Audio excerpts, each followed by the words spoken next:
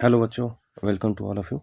आज फिर से एक नए वीडियो के साथ जो बहुत ही इम्पोर्टेंट है, ना सिर्फ एग्ज़ाम के लिए बल्कि बहुत सारे ऐसे भी कॉम्पिटिटिव एग्ज़ाम आते हैं जहाँ पे आपके लिए बहुत ही हेल्पफुल होता है।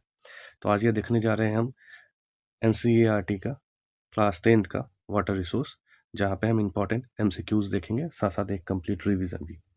चलिए स्टार्ट करते हैं, जहाँ पे पहला क्वेश्चन मेरा आता है, first over use of water for irrigation में लेड टू। क्या है ऑप्शन? ए है lowering of ground water level, B increasing food production, C rapid development of industry, D none of these. तो यहाँ पे बात कर रहे हैं ओवर यूज ऑफ वाटर का इरिगेशन सिस्टम में। तो क्या होगा अगर हम ज़्यादा पानी यूज़ करेंगे? तो कहीं ना कहीं पानी जो यूज़ करते हैं हम ग्राउंड वाटर से यूज़ करते हैं।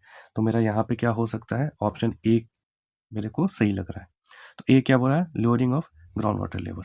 ठीक है, तो ऑप्शन क्या हो जाएगा यहाँ पे? ए सही होगा। देखो, ओवर इरिगेशन से क्या हो सकता है? बहुत सारे, जैसे हमारा एक्सप्लॉइटेशन हो सकता है। ठीक है, मेरा सॉइल खराब हो सकता है। सॉइल का जितने भी बोल सकते हैं डिग्रेडेशन, वो एक टर्म बोल सकते हैं। कैसे हो सकता है? जैसे वाटर लॉगिंग हो सकता है, सैलिनेशन प्रोसेस हो जाएगा, उसके थ्रू हो जाएगा। जो न्यूट्रिएंट्स होंगे सॉइल के वो कम हो जाएंगे। तो ये सारे प्रॉब्लम क्रिएट हो सकते हैं। तो इसको हम कंट्रोल कैसे कर सकते हैं? अगर हम कंट्रोल के बारे में बात करें तो कंट्रोल हो सकता है किसके थ्रू? जैसे हम ड्रिप इरिगेशन के बारे में बात कर ले। ठीक है, ड्रिप इरिगेशन के थ्रू बात कर ले। फिर बात करें स्प्रिंकल सिस्टम। क्या है? स्प्रिंकल सिस्टम के थ्रू यहाँ पे हम कहीं ना कहीं पानी को हम बचा सकते हैं जहाँ पे ओवर यूज हो रहा है। एक प्रॉपर बोल सकते हैं कि इम्प्रूव्ड, क्या कर सकते हैं? एक प्रॉपर या इम्प्रूव्ड मैनेजमेंट प्रैक्टिसेस कर सकते हैं। प्रैक्टिसेस साथ साथ सस्टेनेबल, क्या है? साथ साथ सस्टेनेबल फार्मिंग टेक्निक। क्या है? Sustainable farming technique. अच्छा, ये क्या होता है सस्टेनेबल फार्मिंग टेक्निक? तो याद रखना, ये जो होता है ना, ये इको फ्रेंडली होता है। क्या बोलते हैं इसको? इको फ्रेंडली बोलते हैं। ये जो हेल्प करता है क्या, ये इको फ्रेंडली के साथ साथ ये हेल्प करता है क्या, तुम्हारा प्रोटेक्ट, क्या है? Protect soil.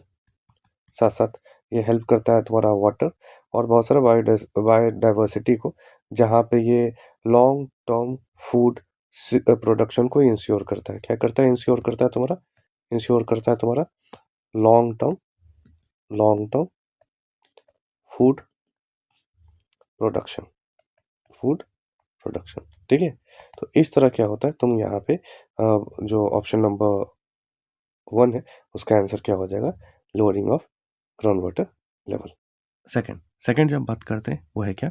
Which of the following statement is not an argument in favour of multipurpose river project?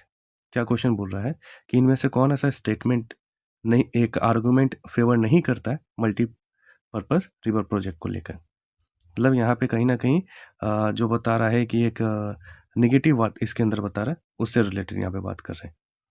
क्या है? Multipurpose project bring water to those area which suffer from water scarcity. ठीक है, तो ये तो फेवर करता है भाई, ये बिल्कुल सही है कि हाँ, यहाँ पे कहीं ना कहीं क्या करता है, जो भी एरिया जो सफ़र करता है वहाँ पे वाटर स्कार्सिटी जहाँ पे, वहाँ पे ये पानी को सप्लाई कराता है। Multipurpose project by regulating water flow help control flood. हाँ भाई, फ्लड जो होता है उसको भी ये कंट्रोल करता है, ये भी सही है। अब है multipurpose project led to a large scale displacement and loss of livelihood. ठीक है, सी। अब आते हैं डी पे। Multipurpose project generate electricity for our industries and our homes. देखो, ये ए बी और डी जो लग रहा है ना, ये जो स्टेटमेंट है वो कहीं ना कहीं फेवर में बोल रहा है। लेकिन जब यहाँ पे क्वेश्चन क्या बोल रहा है? Not an favour.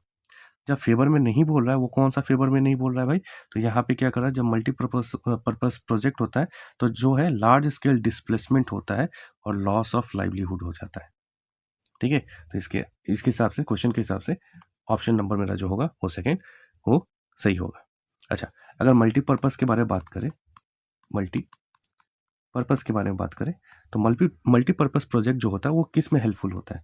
तो पहले तो जानते हैं क्या है कि एंशियंट टाइम में ये जो प्रोजेक्ट बनाया गया था, ये क्यों बनाया गया था? ये हेल्पफुल होता था जैसे फ्लड को कंट्रोल करने में, या एग्रीकल्चर सिस्टम में इसको यूज़ करने में, एग्रीकल्चर प्रैक्टिसेस में यहाँ पे इरिगेशन सिस्टम में इसको यूज़ किया जाता था। लेकिन बाद में जैसा ये एडवांस हुआ, तो यहाँ पे हम क्या करते हैं, बहुत सारे टर्म्स इसमें हम यूज़ कर सकते हैं इस डैम से। जैसे क्या है? पहला इरिगेशन, जो बहुत ही इंपॉर्टेंट है भाई, यहाँ पे इरिगेशन का प्रोसेस यूज़ कर सकते हैं। साथ साथ यहाँ पे हाइड्रो इलेक्ट्रिसिटी, क्या है, हाइड्रो इलेक्ट्रिसिटी, जो बहुत ही इंपॉर्टेंट है, जो ये डैम से हम क्या कर सकते हैं, पानी से एक इलेक्ट्रिसिटी जनरेट कर सकते हैं। फिर क्या है तुम्हारा, एक फ्लड कंट्रोल हो सकता है, फ्लड कंट्रोल हो सकता है। प्लस क्या हो रहा है यहाँ पे, नेविगेशन, नेविगेशन और रिक्रिएशन, रिक्रिएशन।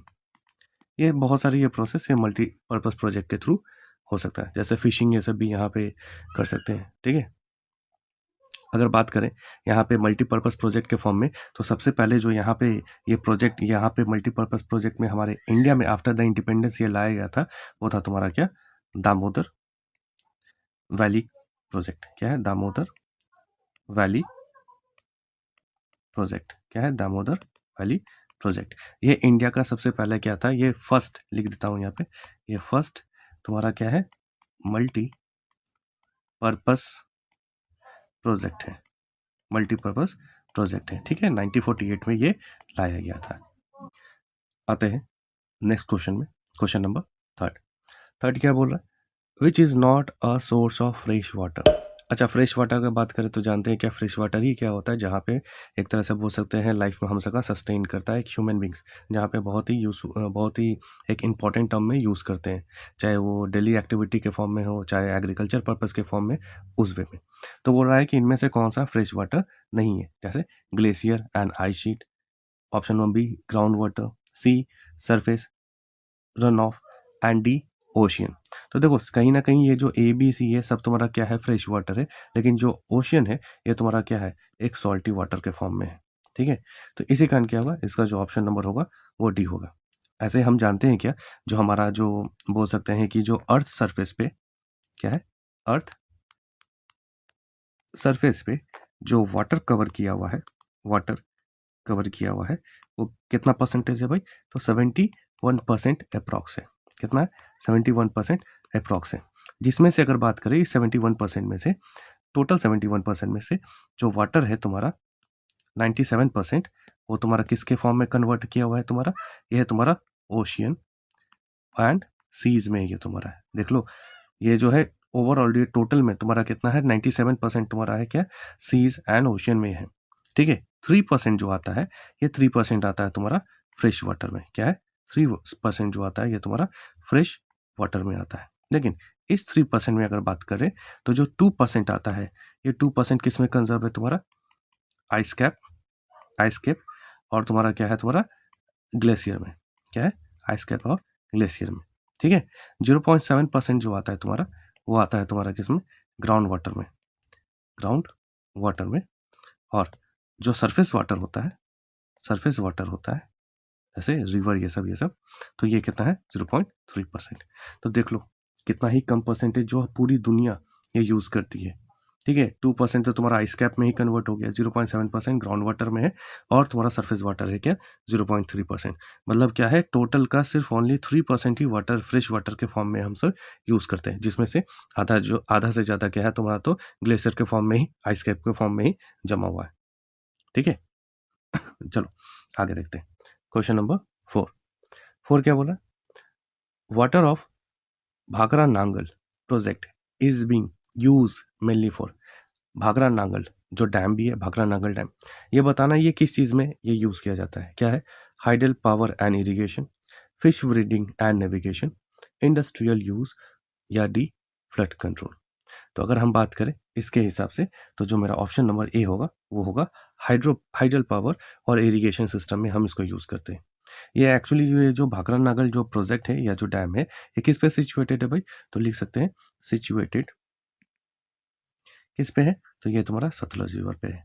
किस पे है, सतलुज रिवर पे है। ठीक है, ये सतलुज रिवर पे है। कौन कौन सा स्टेट इसमें जो इनको बेनिफिट मिलता है, तो लिख दो भाई, बेनिफिट जो स्टेट्स जो होते हैं जो इसमें बहुत ही इनको बेनिफिट मिल रहा है, तो जैसे है तुम्हारा क्या, पंजाब है तुम्हारा, हरियाणा है तुम्हारा, हरियाणा, ठीक है, राजस्थान, राजस्थान और हिमाचल प्रदेश, ये सब इसके अंदर आता है। अच्छा, एक चीज़ बहुत अच्छा सा इसमें बताते हैं क्या, ये जो भाखरा नांगल है ना, ये 2 डैम है। एक है भाखरा और ये है नांगल। ये दोनों क्या है, अलग-अलग डैम यहाँ पे है। और ये क्या है तुम्हारा इंडिया का, इंडिया का क्या है तुम्हारा, ये इंडिया का हाईएस्ट हाईएस्ट आपका क्या है, ग्रेविटी डैम है। क्या है, हाईएस्ट ग्रेविटी डैम है। किसका, इंडिया का, ऑफ इंडिया का। अगर बात करें कि लार्जेस्ट कौन है तुम्हारा, लार्जेस्ट लार्जेस्ट डैम कौन है आपका, इंडिया का, तो जो लार्जेस्ट डैम के बारे में बात करें तो ये आपका क्या, इंदिरा सागर डैम। इंदिरा सागर डैम कहाँ है, ये एमपी में है। ठीक है। अगर टॉलेस्ट के बारे में बात कर ले तो टॉलेस्ट डैम कौन सा है, टेहरी डैम। कौन है, टेहरी डैम। किस रिवर पे बना है, भागीरथी रिवर पे। क्या है, टेहरी डैम। कहाँ पे, उत्तराखंड में। यूके, यूनाइटेड किंगडम नहीं समझ लेना। लॉन्गेस्ट अगर बात करें, सबसे लंबा अगर डैम के बारे में बात करें तो क्या है, हीराकुंड डैम। क्या है, हीराकुंड डैम। और ये किस पे है तुम्हारा, महानदी रिवर पे। और ये कहाँ पे है, ओडिशा के अंदर आता है। क्लियर है। तो यहाँ पे कुछ है भाखरा नागल से रिलेटेड, तो ये ऑप्शन नंबर ए हो जाएगा, हाइडल पावर प्रोजेक्ट। और कुछ यहाँ पे लार्जेस्ट, टॉलेस्ट और लॉन्गेस्ट के फॉर्म में भी यहाँ पे समझा दिए। चलो आगे देखते हैं नेक्स्ट क्वेश्चन। नेक्स्ट क्वेश्चन क्या बोल रहा है, Bhakra Nangal river valley project is made on the river. देखो आ गया भाई, तो आ गया कौन सा, सिंपल सा ए नंबर ऑप्शन दिख रहा है, सतलज और ब्यास। ये जो रिवर आता है ये तुम्हारा इसके ऊपर आंसर हो जाएगा 5 का ऑप्शन नंबर ए। चलो ऑप्शन नंबर ए हो गया। आते हैं 6 नंबर क्वेश्चन पे। 6 क्या बोल रहा है, which of the following are the rain water harvesting technique. बताना है कि इनमें से कौन सा एक रेन वाटर हार्वेस्टिंग टेक्निक के फॉर्म में ये आ रहा है। तो रेन वाटर हार्वेस्टिंग टेक्निक की मैं बात कर ले तो पहला ऑप्शन नंबर क्या आ रहा है, गुल्स और कूल। फिर है क्या तुम्हारा, इनंडेशन चैनल्स। फिर है अंडरग्राउंड टैंक्स और ऑल ऑफ दीज। तो इसका जो आंसर होगा ना, जैसे गुल और कुल्स के बारे में बात कर ले तो ये अगर देख ले तो ये तुम्हारा क्या होता है ना, ये वेस्टर्न हिमालयस जो है वहाँ पे ये इसका यूज़ किया जाता है। किस लिए, फॉर एग्रीकल्चर, एग्रीकल्चर। तो जैसे वेस्टर्न हिमालयस में बात कर ले तो जैसे क्या हो गया तुम्हारा, इसमें इंक्लूड हो सकता है कश्मीर हो जाएगा तुम्हारा, लद्दाख, इसमें लद्दाख हो जाएगा तुम्हारा। ठीक है, उत्तराखंड हो जाएगा, उत्तराखंड हो जाएगा तुम्हारा, और हिमाचल प्रदेश, इसके अंदर ये सारे टर्म्स आ जाएंगे। ठीक है। अगर बात करें इनंडेशन के बारे में बात करें तो इनंडेशन इसके अंदर क्या होता है, इसका मतलब ये होता है कि जो लार्ज एरिया होता है ना वो कवर होता है, स्पेशली जो फ्लड वाटर से जो कवर होता है उससे रिलेटेड होता है। तो ये मेनली यूज़ होते हैं कहाँ पे, ये यूज़ होते हैं तुम्हारे कहाँ पे, यूज़ इन बंगाल। जो वेस्ट बंगाल रीजन होते हैं, बंगाल के रीजन में होते हैं, फॉर किसके लिए, फॉर इरिगेटेड, इरिगेशन या इरिगेटेड फील्ड, इरिगेटेड फील्ड। ठीक है, इरिगेटेड फील्ड के लिए।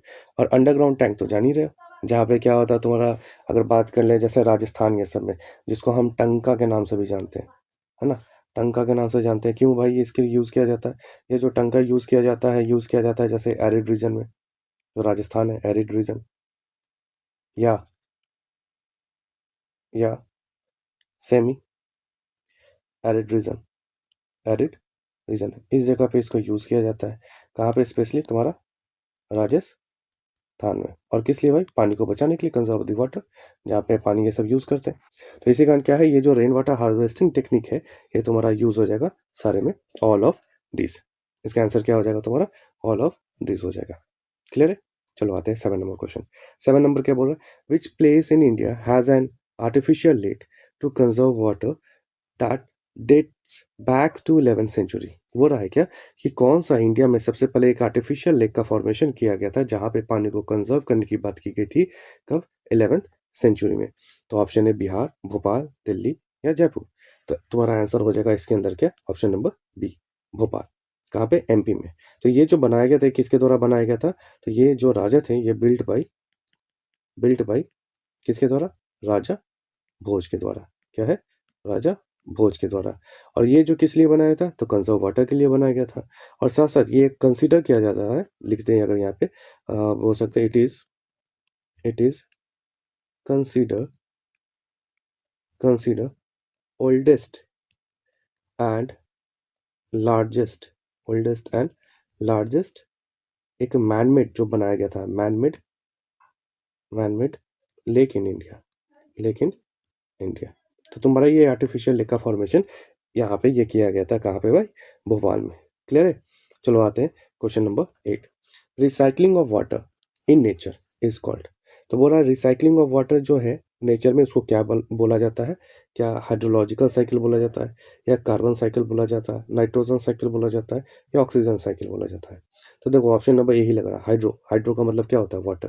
तो मतलब यहाँ पर जो रिसाइकलिंग ऑफ वाटर है, जो कंटिन्यूअस मूवमेंट होता है वाटर का नीचे ऊपर, मतलब एबव एंड बिलो जो होता है अर्थ सरफेस पे, इसको हम बोलते हैं क्या? हाइड्रोलॉजिकल साइकिल का फॉर्मेशन करते हैं, रिसाइकलिंग का फॉर्मेशन करते हैं।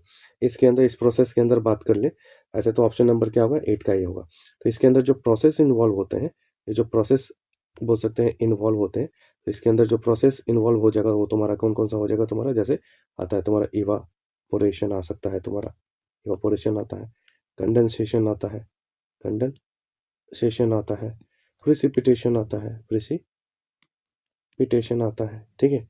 बहुत सारा क्या है, जैसे बारिश होता है तो पानी के जमीन के नीचे पानी ये सब क्या हो जाता है तुम्हारा? सीप करके नीचे चला जाता है। तो इसके कारण भी क्या होता है तुम्हारा जो ग्राउंड वाटर टेबल है वो रिचार्ज होता है, या कभी कभी बहुत ज़्यादा बारिश हो जाता है तो तुम्हारा फ्लड वाटर इंक्रीज कर जाता है। तो इस कारण भी क्या होता है तुम्हारा जो वाटर टेबल होता है ये भी इंक्रीज करता है।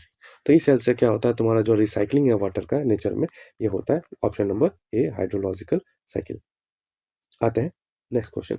क्या है? Question number 9। बोला who among the following proclaim the dam. ये देखो इंपॉर्टेंट है बहुत। क्या है? Temple of the modern world. अच्छा, एक चीज और ध्यान रखना, इससे रिलेटेड जो भी जैसे डैम से रिलेटेड है बहुत सारे मैप वर्क आते हैं। तो मैप वर्क क्या है, तुमको हम पहले ही वीडियो बना के दे चुके हैं, उसको जाके देख लो। कोई नहीं देखा है तो उसको बार बार देखो, ये बहुत ही हेल्पफुल होता है। और वो जो मैप वर्क मैंने बनाया है वहाँ से 5 नंबर बहुत ही इंपॉर्टेंट है, और बहुत ही ईजी वे में आएंगे अगर उसको अच्छे से तरीके से देख लेते हो तो। आते हैं वापस अपने क्वेश्चन पे। क्या बोल रहा है भाई कि डैम को टेम्पल्स ऑफ मॉडर्न इंडिया किसने कहा था? क्या सरदार वल्लभ भाई पटेल ने कहा था, महात्मा गांधी ने कहा था, जवाहरलाल नेहरू ने कहा था, या मोतीलाल नेहरू ने कहा था? तो इसका ऑप्शन क्या हो जाएगा? Option number C, Jawaharlal Nehru ने। अच्छा, ये जवाहरलाल नेहरू ने ये क्यों कहा था? तो याद आ रहा होगा, इससे पहले मैंने अभी जस्ट बताया था कि जो सबसे पहले जो तुम्हारा मल्टीपर्पज प्रोजेक्ट के लिए जो डैम बनाया गया था, वो डैम का नाम क्या था तुम्हारा? भाखड़ा नांगल डैम। क्या है? भाखड़ा नांगल डैम। ये जब डैम का कंस्ट्रक्शन स्टार्ट हुआ था, तब इन्होंने, जवाहरलाल नेहरू ने ये बोला था क्या? Temple of the modern India बोला गया था। क्यों बोला गया था? इसका जो इम्पोर्टेंस था, क्या है? इसका जो इम्पोर्टेंस था, इम्पोर्टेंस इन द नेशन, ये कैसा था भाई? Important in the nation. ये क्या था भाई? किसके बारे में बात किया था? ये डेवलपमेंट, क्या था? Development and modernisation, modernisation. ये डेवलपमेंट और मॉडर्नाइजेशन के बारे में बात किया था। मतलब ये कहीं ना कहीं हेल्प करता है एक इंडिया को डेवलप कराने में, और साथ साथ एक मॉडर्न वर्ल्ड में compete करने में हेल्प करता है। ठीक है? चलो आते हैं क्वेश्चन नंबर 10। क्वेश्चन नंबर 10 के बारे में बात करें। अभी हीराकुंड अभी जस्ट बताए थे, क्या था तुम्हारा? एक लॉन्गेस्ट डैम था। तो किस नदी पे था? अच्छा, क्वेश्चन ही पूछा है क्या कि किस नदी पे ये कंस्ट्रक्ट किया हुआ है? तो किस नदी पे? तो सिंपल सा इजी सा है, बता रखे हैं पहले ही। ये क्या है तुम्हारा? महानदी रिवर पे। तो ध्यान रखना, इससे मैप वर्क भी बहुत आते हैं, तो बार बार इसको, इस चीज के बारे में फोकस रखना। चलो आते हैं, चलो आते हैं क्वेश्चन नंबर 11। क्या है? Bamboo drip irrigation system is prevalent in. ये कहाँ पे यूज किया जाता है? कहाँ पे ये मतलब प्रोसेस जो है किस जगह पे ये होता है, यूज किया जाता है? तो पहला है ए मणिपुर, बी मेघालय, सी मिजोरम, और डी मध्य प्रदेश। तो इसका जो आंसर होगा ये होगा तुम्हारा मेघालय। क्या है? मेघालय ईस्टर्न पार्ट में है तुम्हारा। अच्छा, ईस्टर्न पार्ट में अगर बात करें तो यहाँ पे ईस्टर्न पार्ट को सेवन सिस्टर के नाम से भी हम जानते हैं, सेवन सिस्टर के नाम से जानते हैं। तो कैसे सेवन सिस्टर है भाई? सात, आपको पता हुआ स्टेट। अगर नहीं आता है तो एक ट्रिक है, वो याद कर लो। क्या है भाई? क्या है? Mummy went ATM two by napkin. क्या है? नैपकिन। अब ये नहीं बोला सर एटीएम जानते जाते हैं तो एटीएम से तो कैश निकालते हैं। तो कोई बात नहीं, बस याद करना है मेरे को। तो देखो कहाँ का अंडरलाइन करें, वहाँ पे तुम सब भी अंडरलाइन करना, उसको मेमोरी में याद रखना। क्या करेंगे? एम एम पे अंडरलाइन कर देंगे। ठीक है? एम एम पे अंडरलाइन कर देंगे। फिर है तुम्हारा एटीएम पे अंडरलाइन करेंगे और एनए पे अंडरलाइन करेंगे और इसको अब लिख देते हैं कैसे, M M A T M और एन ए। देखो तो 7 हो गया। तो पहला है क्या, मणिपुर, मणिपुर कर लो। दूसरा क्या, मेघालय, क्या है, मेघालय। ए से अगर देख लो तो ए से क्या होता है तुम्हारा, असम हो जाता है। टी से अगर बात कर लो तो त्रिपुरा हो जाता है। एम से बात कर लो तो मिजोरम हो जाता है। एन से अगर बात कर लो तो नागालैंड हो जाता है, नागालैंड।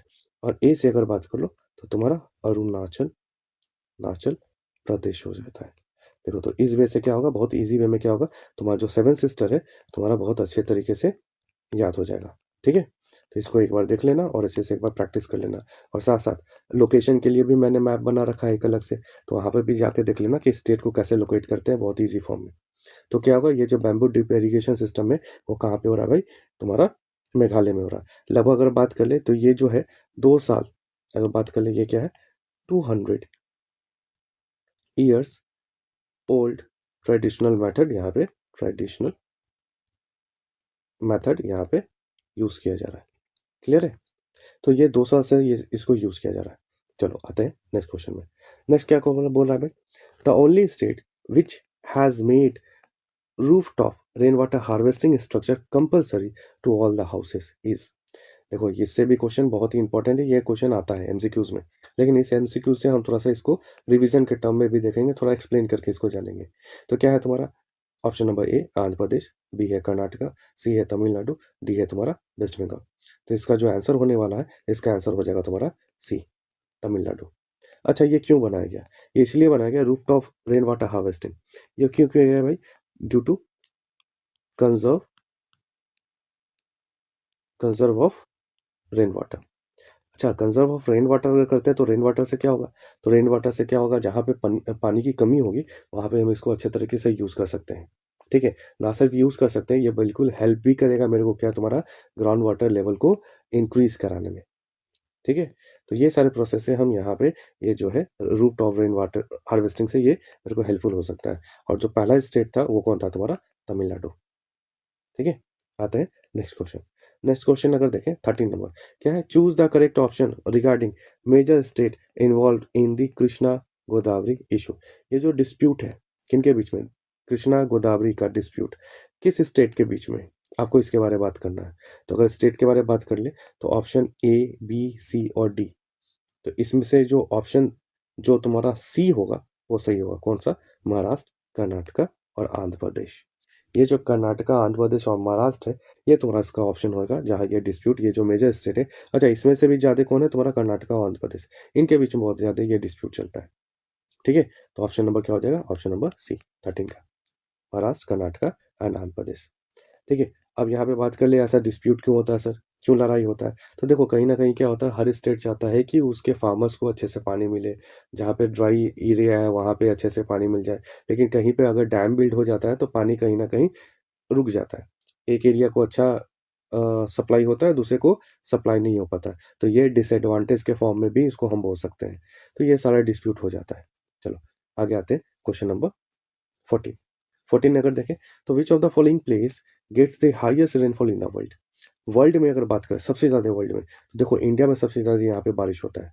अगर बात करें तो एक पार्ट है तुम्हारा, ये भी पार्ट है कहाँ तुम्हारा, मेघालय का पार्ट है, ईस्टर्न जो बोल सकते हैं पार्ट ऑफ इंडिया, वहाँ पे है। और ये किस हिल पे है, तो खासी हिल पे। किस हिल पे है भाई, तो खासी हिल पे है। और स्टेट का अगर नाम बात कर ले, हिल्स पे है, और स्टेट का नाम बात कर ले तो स्टेट है तुम्हारा क्या, मेघालय, मेघालय। तो इसका जो करेक्ट आंसर होगा वो हो गया क्या, मानसिन राम। क्या होगा, मानसिन राम इसका करेक्ट आंसर हो जाएगा। अच्छा सेकंड नंबर पे कौन होता है वर्ल्ड में, तो याद रखना चेरापूंजी, ये भी कहाँ है तुम्हारा, मेघालय में। क्लियर है, तो पहला जो आएगा वो तुम्हारा कौन होगा, मानसून राम, कहाँ है तुम्हारा, मेघालय में। तो वर्ल्ड में सबसे ज्यादा जो बारिश होता है वो यहीं इसी जगह पे होता है। ठीक है, चलो इससे क्वेश्चन आएगा, ये ध्यान रखना। ये क्वेश्चन कहीं ना कहीं घुमा के भी पूछता है, डायरेक्ट में भी पूछता है, तो इसको एक बार देख लेना सही से। चलो यहाँ पे कुछ यहाँ पे आइडेंटिफाई किए हैं पिक्चर बेस्ड क्वेश्चन में। तो आप क्या देख रहे हो, इस पिक्चर के अंदर एक रूफ है जहाँ पे पानी ये बारिश हो रहा है, कलेक्ट हो रहा है, और कहीं ना कहीं ये स्टोर हो रहा है। देख रहे हो यहाँ पे टंका, ये सब टंकी ये सब लगा रखा है। तो ये क्या प्रोसेस शो कर रहा है, क्या चीज़ है ये, क्या ये रेन वाटर हार्वेस्टिंग है, क्या हाइड्रोलिक स्ट्रक्चर है, क्या प्लांट वेजिटेशन है, या इनमें से कोई नहीं है? तो सिंपल सी बात क्या है, याद आ रहा होगा तमिलनाडु का पार्ट, जहाँ पे roof top rain water harvesting का बात करते हैं, तो यहाँ पे rain water harvesting, option number ए। इसमें क्या होता है, तो देखो ये छत पे क्या ना पानी कलेक्ट हो जाता है और पाइप के थ्रू, ये जो पाइप है, पाइप के थ्रू क्या होता है, ये टंकी में, या जो इसको टंका बोलते हैं, यहाँ पे ये स्टोर हो जाता है। तो ये यूज़ किस में किया जाता है, रेगुलर बेसिस पे इसको यूज़ कर सकते हैं, गार्डनिंग में यूज़ कर सकते हैं, ठीक है। साथ साथ ये हेल्प कर सकता है तुम्हारा ग्राउंड वाटर जो रिचार्ज है, वो टेबल जो है ग्राउंड वाटर टेबल रिचार्ज वो हो सकता है। क्लियर है? तो इसका आंसर होगा, वो क्या होगा तुम्हारा, rain water harvesting. Now question number 16 देखते हैं। 16 क्या बोलता है, in the 14th century the tank in the Hauz Khas, कहाँ है, दिल्ली में, किसके द्वारा बनाया गया था? क्या अकबर के द्वारा बनाया गया था, शेर शाह था, इल्तुतमिश शाह, या बलबन था? तो याद रखना इसका जो आंसर होगा, ये क्या होगा, इल्तुतमिश। सिंपल सा डायरेक्ट सा इसका आंसर क्या हो जाएगा तुम्हारा, इल्तुतमिश हो जाएगा। ठीक है, आते हैं क्वेश्चन नंबर 17। देखो 17 में दे, यहाँ पे थोड़ा सा हम क्या दिए, डैम्स और रिवर्स के फॉर्मेशन में दे दिए, किस रिवर पे कौन सा डैम बना है। तो ये तुम्हारा रिवीजन के फॉर्म में भी हो जाएगा, और एक ही क्वेश्चन से 4 यहाँ पे क्वेश्चन निकल के आ जाएंगे। तो जैसे पहला है तुम्हारा क्या, महानदी। अगर हम डैम्स को नहीं देखें और सिंपल सा अगर याद करने की कोशिश करें, तो महानदी रिवर पे कौन सा बना होता है, तो महानदी पे कौन सा बना होता है तुम्हारा, हीराकुंड बना होता है। तो अगर हीराकुंड देखा तो कौन सा नंबर पे है, सेकंड नंबर पे। तो टू का क्या हो जाएगा, सॉरी ए का क्या हो जाएगा तुम्हारा, टू हो जाएगा। अब देखो इसको बनाएंगे कैसे, बाय द वे तुमको सारा नहीं आता है, मेरे को एक ही दो आ रहा है, तो एक दो से ही जाते हैं। पहले हम जाते हैं ऑप्शन में, क्या देखते हैं, ए का टू कहाँ पे दिख रहा है। तो ए का टू देखो तुमको सिर्फ और सिर्फ ऑप्शन नंबर सी में दिख रहा है। देखो यहीं से तुम्हारा खत्म हो गया, पूरा ऑप्शन खत्म हो गया। तो क्या हो गया, ए बी डी में कहीं पे ए पे टू है ही नहीं, सिंपल सा सी पे जो है तुम्हारा ऑप्शन नंबर ए, वो टू है। तो यहीं से तुम्हारा आंसर हो गया सी का टू। लेकिन पूरा देख लेते हैं भाई, पूरा क्या है, तो ए महानदी, महानदी क्या है तुम्हारा, हीराकुंड डैम बनता है। नर्मदा, याद आ रहा होगा नर्मदा बचाओ आंदोलन, तो ये क्यों हुआ था, एक डैम का फॉर्मेशन हुआ था, और उस डैम का नाम था क्या, सरदार सरोवर डैम। क्या था, सरदार सरोवर डैम। तो बी का क्या हो जाएगा तुम्हारा, वन, जो यहाँ पे सी, चंबल के बारे में बात करें, तो चंबल से क्या हो जाएगा तुम्हारा, ये हो जाएगा तुम्हारा राणा प्रताप सागर डैम। क्या हो जाएगा, राणा प्रताप सागर डैम। और जो चेनाब है तुम्हारा, ये सलाल डैम, जो जम्मू एंड कश्मीर में है। ठीक है, थर्ड मैप में बहुत आता है ये सलाल डैम। ठीक है, ध्यान देना इस पे। तो ये तुम्हारा ऑप्शन नंबर डी का सी। ठीक है, आता है नेक्स्ट क्वेश्चन में। नेक्स्ट क्वेश्चन क्या बोला, देखो यहाँ पे इससे पहले हमने इस चीज़ के बारे में डिस्कशन कर दिया था कि हमारे जो बोल सकते हैं कि अर्थ के सरफेस पे कितना पानी का परसेंटेज है। तो वही चीज़ यहाँ पे भी बोल रहा है, 18 नंबर हो रहा है क्या, 96.5%, कितना भाई, 96.5% of the total volume of the world water is estimated to exist as dash and only 2.5%।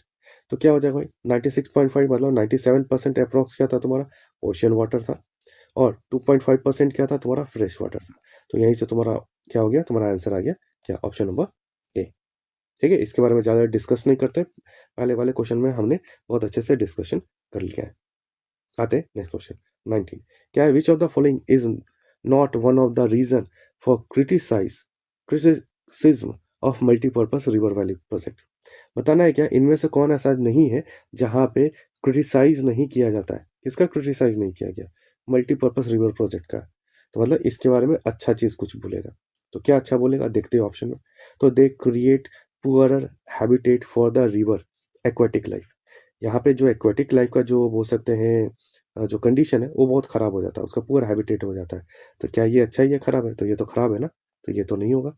अब देखते हैं, they create a rockier stream bed, तो ये भी नेगेटिव शो कर रहा है, तो ये भी नहीं होगा। The reservoir created in the flood plains submerge vegetation, मतलब जब रिजर्वायर बनाते हैं तो क्या होता है, जब फ्लड प्लेन्स होता है तो यहाँ पे जो वेजिटेशन होते हैं उसको सबमर्ज कर देते हैं, डुबा देते हैं। तो मतलब ये वेजिटेशन भी खराब हो जाता है, ये भी नेगेटिव पार्ट है।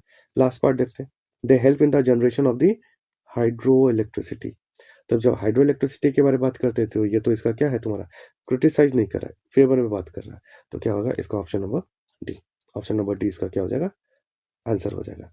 चलो लास्ट देखते हैं, ये क्या है, what is the contribution of hydro electricity in the total generation of electricity. मतलब बताना है क्या कि टोटल मेरा जो परसेंटेज है किसका, हाइड्रो इलेक्ट्रिसिटी का जनरेट करने में, वो कितना है। क्या वो 30% है, क्या वो 56% है, क्या 22% है, या 46% है? तो इसका सिंपल सा आंसर हो जाएगा तुम्हारा 22%। देखो यहाँ पे क्या किया मैंने, छोटे से वीडियो में लगभग 20 से 25 मिनट के अंदर मैंने क्या किया, एक इंपॉर्टेंट क्वेश्चन यहाँ पे लिया एमसीक्यूज के फॉर्म में, और इसको थोड़ा थोड़ा एक्सप्लेन किया, जहाँ पे क्या होगा तुम्हारा एक प्रॉपर रिवीजन हो सकता है, क्योंकि ये बहुत ही समय कम है हमारे पास बोर्ड से रिलेटेड। तो जो अच्छे से पढ़ रखे हैं और जो हल्का भी रिवीजन कर रखा है, तो इस वीडियो से उनको क्या होगा, पूरा क्लियरिटी मिल जाएगा। प्लस यहाँ पे क्या है, इससे रिलेटेड जो भी मैथ वर्क आते हैं उसको बहुत अच्छे से उसको ध्यान दो, ठीक है। तो यहाँ पे मेरे ख्याल से लगता है आप सबको बहुत अच्छे से समझ में आया होगा। समझ में आया है तो क्या करना है भाई, इसको शेयर करो और लाइक और सब्सक्राइब करो।